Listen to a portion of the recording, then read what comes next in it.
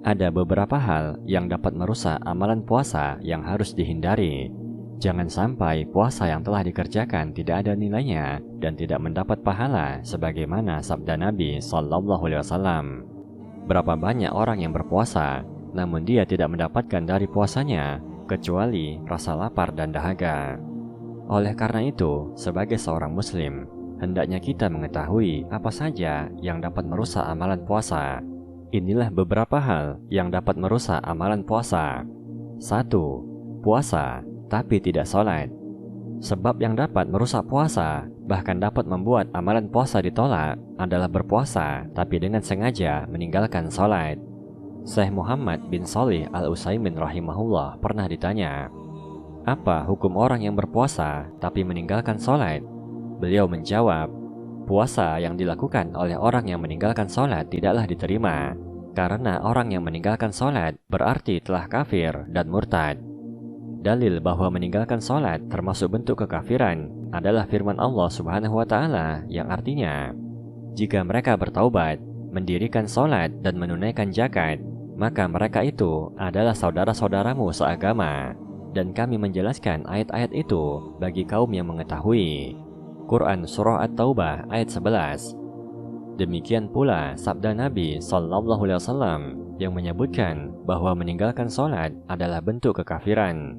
Nabi Sallallahu Alaihi Wasallam bersabda, pembatas antara seorang muslim dengan kesyirikan dan kekafiran adalah meninggalkan sholat. Hadis riwayat Muslim.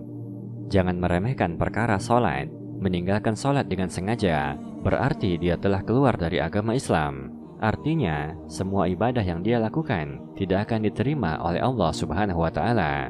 Demikian dengan orang yang berpuasa namun tidak sholat, puasanya akan tertolak karena dia telah kafir dan tidak diterima ibadahnya. 2. Melakukan kemaksiatan.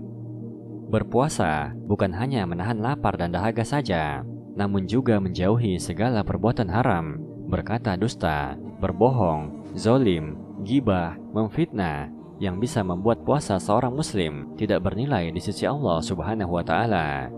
Rasulullah Sallallahu Alaihi Wasallam bersabda, barang siapa yang tidak meninggalkan perkataan dusta dan tetap mengamalkannya, maka Allah tidak butuh dari rasa lapar dan haus yang dia tahan. Hadis riwayat Bukhari. Betapa banyak orang yang berpuasa tapi tidak dapat menahan dirinya dari berkata kotor, mencela, menggunjing, menyakiti orang lain, dan perbuatan buruk lainnya. Betapa banyak orang yang berpuasa namun masih melakukan perbuatan maksiat, berpuasa namun masih menuruti hawa nafsu. Itulah orang-orang yang rusak amalan puasanya. Rasulullah Sallallahu Alaihi Wasallam bersabda, puasa bukan hanya menahan makan dan minum semata, tetapi puasa itu menahan diri dari perkataan sia-sia dan kotor. Apabila ada orang yang mencelamu, katakanlah, aku sedang puasa, aku sedang puasa. Hadis riwayat Al-Hakim. Jabir bin Abdillah berkata, seandainya kamu berpuasa, maka hendaknya pendengaranmu, penglihatanmu, dan lisanmu turut berpuasa dari dusta dan hal-hal haram, serta janganlah kamu menyakiti tetangga. Bersikap tenang dan berwibawalah di hari puasamu. Janganlah kamu jadikan hari puasamu dan hari tidak berpuasamu sama saja. Sejelek-jelek puasa adalah orang yang berpuasa hanya menahan lapar dan dahaga saja, sedangkan ia masih terus melakukan kemaksiatan. Berpuasa dengan memurnikan niat karena Allah Ta'ala dan dibarengi dengan ketaatan, maka akan menjadi pelindung bagi dirinya dari siksa neraka. Rasulullah Sallallahu Alaihi Wasallam bersabda, puasa adalah perisai yang dapat melindungi seorang hamba dari siksa neraka. Hadis riwayat Ahmad.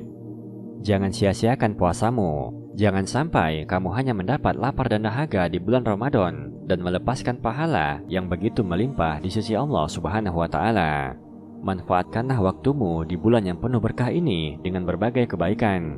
Isilah hari-harimu dengan amalan yang bermanfaat dan perbanyak memohon ampunan, karena belum tentu kita akan sampai pada Ramadan berikutnya.